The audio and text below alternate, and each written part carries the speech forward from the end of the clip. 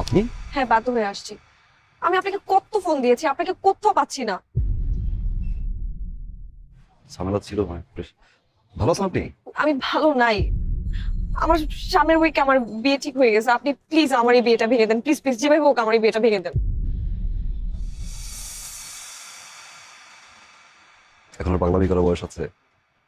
আপনি দেখতে যতটা ইয়াং না লাগেন, আপনার কিন্তু বয়স হয়েছে। বিয়েটা করে ফেলেন। হ্যাঁ, আমি বিয়ে করবো, কিন্তু সেটা আপনাকে।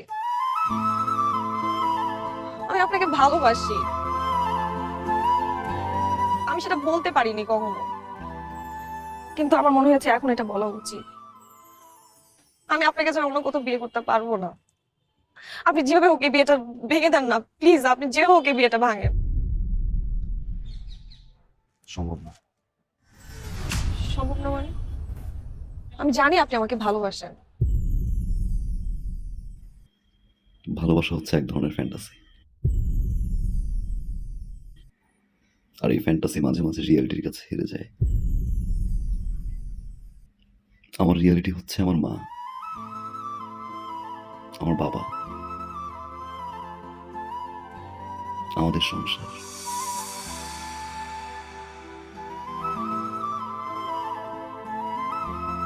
ধরে নিন আমার ফ্যান্টাসিও আমার রিয়েলিটির কাছে হেরে গেল। আমি আসলে এই মুহূর্তে বাবা, মা, সংসার এর বাইরে কিছু ভাবতে যাচ্ছি না। আম সরি, আপনি বিয়েটা করে ফেলেন। আমি আপনাকে ভালোবাসি। আমি আপনাকে ছাড়া বাঁচবো না। পৃথিবীর সব প্রেমিকারাই বিয়ের আগে ঠিক এই কথাটাই বলে তার প্রেমিককে, কিন্তু বিয়ের পরে তারাই আগে ভুলে যায়। নতুন মানুষ, নতুন সংসার, নতুন স্বপ্নের ঘরে সবকিছু ভুলে যায়।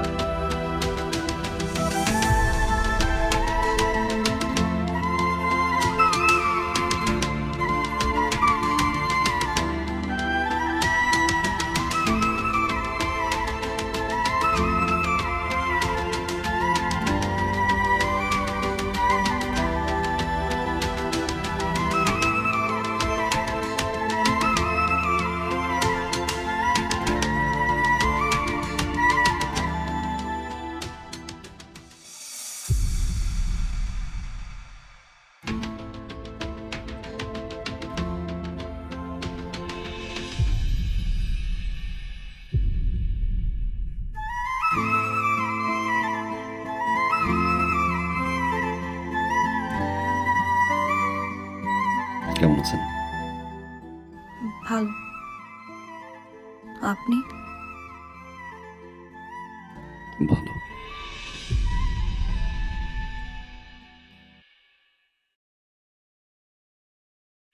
এটা রাখো ভাইয়া। এটা কি? 1.5 লাখ টাকা। 1.5 লাখ টাকা? কেন? ওই যে তোমাকে না বলে নিয়েছিলাম। এটা লাগবে না। ছোট ভাগে থেকে 1.5 লাখ টাকা দিয়ে একটা মোটরসাইকেল দিতেই পারি। রাখ, তুই এটা লাগবে। রাখ রাখ রাখ।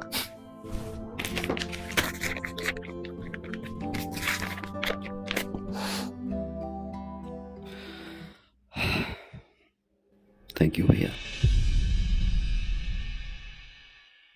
Thank you. তোমার কাছে এটা 1.5 লাখ টাকা হতে পারে, আমার কাছে অনেক কিছু। তোমার এই 1.5 লাখ টাকা আমার এই জীবনের মোড় ঘুরিয়ে দিয়েছে ভাইয়া। অনেক কিছু শিখেছি, অনেক কিছু দেখেছি, অনেক কিছু পেয়েছি ভাইয়া। আবার অনেক কিছু হারিয়েছি। এতদিন পরে এসে আমার মনে হলো এই টাকাটা তোমাকে ফেরত দেওয়া উচিত, কারণ এই টাকাটা আমার কাছে এখন বোঝা।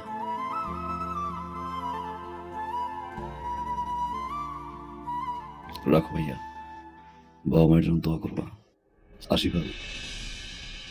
বসবি না, কিছু খাবি?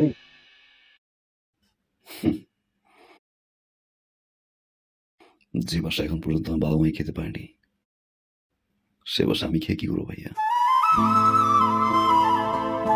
ভালো থাকো।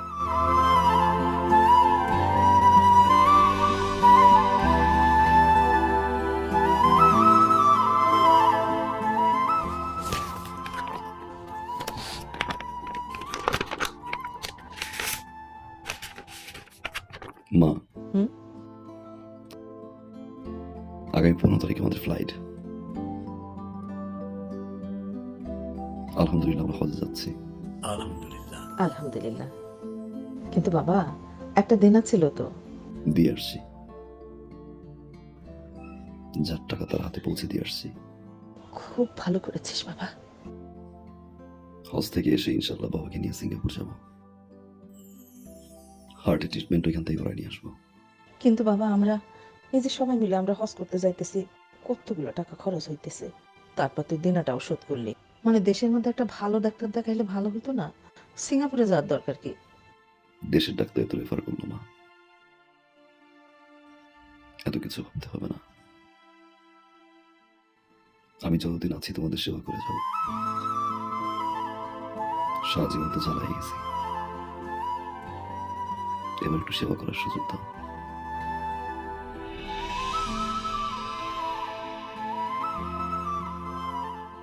আমার বাবা, আল্লাহ তোরে বাঁচাই রাখো বাবা। আমার পাগল ছেলে মানুষ হয়েছে। আমার আর কিচ্ছু লাগবে না বাবা, আর কিচ্ছু লাগবে না।